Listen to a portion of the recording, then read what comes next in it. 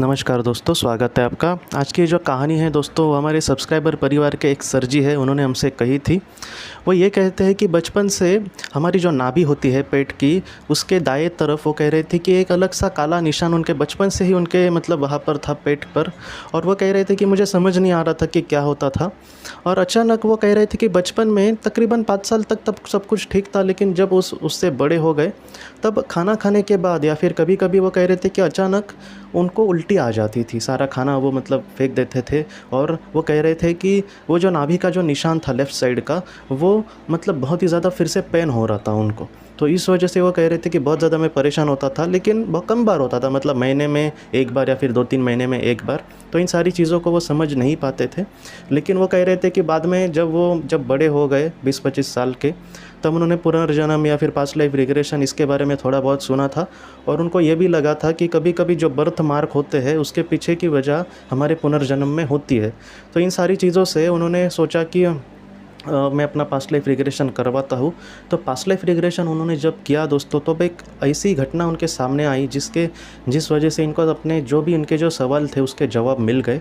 वो ये कह रहे थे कि एक 1500-1600 काल में ये एक सैनिक थे, भारत की ही ये घटना है। डायरेक्ट कौन सा वो मतलब एरिया था या फिर कौन सी वो जगह थी, इसको वो कह रहे थे कि मैं बहुत ढूंढने की कोशिश की, लेकिन अब तक उनको नहीं पता चला। लेकिन उन्होंने मुझसे कहा कि जब पता चलेगा तब मैं आपको बताऊंगा, और वो जब बताएंगे तब ये वीडियो में बाद में पार्ट 2 ऐसे इसमें कंटिन्यू करने की ज़रूर कोशिश करूँगा। उन्होंने ये देखा दोस्तों पास्ट लाइफ रिग्रेशन में कि वो एक सैनिक थे, और वो जो सैनिक था वो अपने बीवी थी उसकी और उसके 2 बच्चे थे। वो कह रहे थे कि उनके मतलब जो चेहरे हैं वो उनके आंखों के सामने आ रहे थे। उनको ये भी पता है कि वो बीवी बच्चे शायद इस जन्म में भी उनके कोई हो सकते हैं, लेकिन वो कह रहे थे कि मतलब उनको ये नहीं पहचान पाई ठीक से कि इस जन्म में वो कौन है। और वो ये कहते हैं कि वो जो सैनिक था वो बहुत ही अच्छे सा मतलब अपनी ज़िंदगी जी रहा था, लेकिन उस राज्य का, जिस राज्य का वो सैनिक था, उस राज्य का किसी और राज्य से युद्ध चल रहा था। तो इस सैनिक को भी उसमें पार्ट लेना पड़ा और वो युद्ध कर रहा था, बहुत ही अच्छे से युद्ध कर रहा था। लेकिन अचानक दोस्तों उन्होंने ये कहा कि एक तीर आकर बराबर पेट के उसी निशाने में उनके लगा जहाँ पर वो काला दाग इस जन्म में था, और वो तीर उनको लग गया। जब तीर लगा तब वो कह रहे थे कि मैं नीचे गिर गया, लेकिन फिर भी चेतना उनकी अच्छी थी। वो किसी तरह से उस युद्ध मैदान के बाहर आ गए।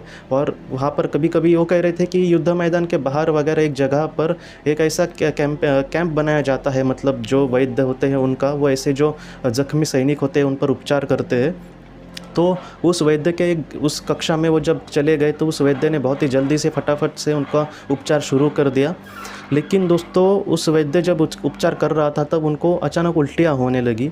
वो ये कह रहे थे कि उस तीर में दोस्तों, बहुत पहले आपको भी पता होगा कि तीर के आगे, मतलब तीर का जो ये होता है ऊपर का ये एरो जो होता है, वहाँ पर दोस्तों जहर लगा हुआ था। ऐसे पहले जहर लगाते थे, तो इस वजह से उनको अचानक उल्टियाँ शुरू हो गई। और इस सारी चीज़ों से जो वैद्य था वो बहुत ही ज़्यादा उनके चेहरे पर परेशानी दिख रही थी। और ये जो इंसान था वो कह रहे थे कि 2 बार उनको उल्टियाँ हुई और बहुत ज़्यादा दर्द हो रहा था। और अचानक उन्होंने कहा कि मैं बेहोश हो गया था। बेहोश होने के बाद उनको क्या हुआ पता नहीं चला, लेकिन बाद में वो कहते हैं कि उनको बाद में पता चला कि वो इस दुनिया से चले गए। वो ये कह रहे थे कि सिर्फ तीर लगा होता तो किसी तरह से मैं बच जाता, लेकिन उसके जहर से वो जहर अचानक उनके शरीर पर बहुत ही जल्दी फैल गया और इस वजह से उनकी जो जान चली गई।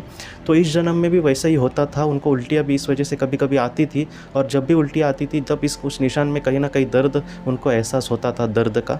तो ये जो दर्द था दोस्तों, बाद में वो कह रहे थे कि ऐसा 1-2 बार फिर से उनको हुआ, लेकिन बाद में अब ये कह रहे थे कि वो निशान तो वैसे के वैसा है, लेकिन ये जो दर्द था या फिर उल्टियाँ जो थी वो बंद हो गई।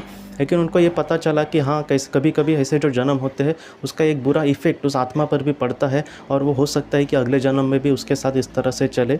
इस वजह से हमारे जो बर्थ मार्क होते हैं वो हमेशा ही उसका मतलब कनेक्शन हमारे पिछले जन्म से होगा ऐसा नहीं है, लेकिन कभी कभार दोस्तों ये हो सकता है।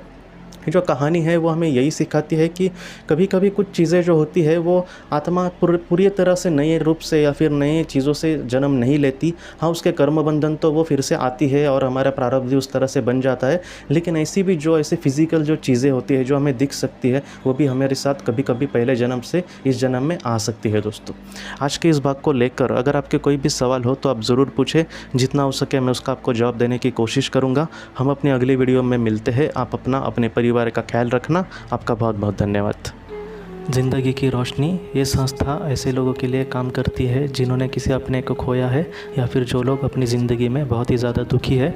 जो लोग इस संस्था से जुड़ते हैं उनको तकरीबन 50 किताबें भेजी जाएगी उनके व्हाट्सएप पर या फिर ईमेल पर।